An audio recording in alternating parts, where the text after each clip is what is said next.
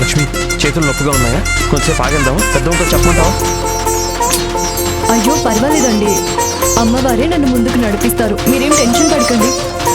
అది కాదు లక్ష్మి, కష్టంగా ఉందో నువ్వు చెప్పవు కదా, అందుకోసం మళ్ళీ మళ్ళీ అడుగుతున్నాను. ఇప్పుడు కష్టమేం లేదండి, ఇబ్బందిగా ఉంటే నేనే మీకు చెప్తాను. ఎంతైనా మన లక్ష్మి బలవంతురాలు. ఇంత దూరం బోనం మోసినా అలుపు లేకుండా ఎలా నడుస్తుందో చూడండి.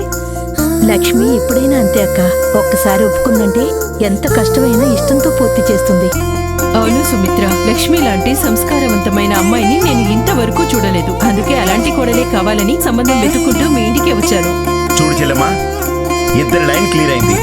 ఇక మిగిలిన మూడో కూతురు నిఖిల, తనకు కూడా సంబంధం చూస్తే ఇక కృష్ణారామ అనుకుంటూ ఉండొచ్చు.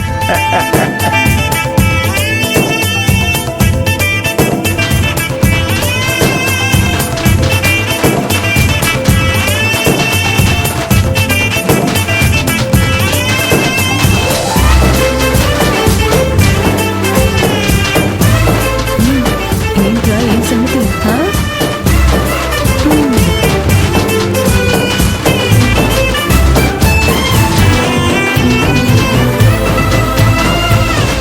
అరే, ఈ లక్ష్మి అసలు మనిషేనా?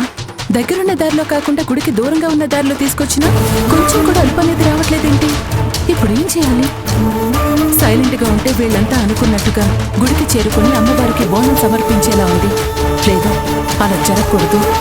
ఏం చేయాలి? ఎలా ఆపాలి?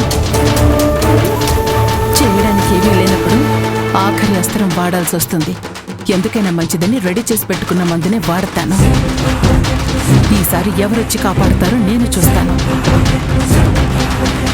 దానికి ఎందుకు అంత ఫీల్ అయిపోతున్నావు? లేక ఒక మంచి పని చేస్తున్నావు. అంటారా చెప్పు, నేను వదిలికి ఇస్తాను ఈ వాటర్.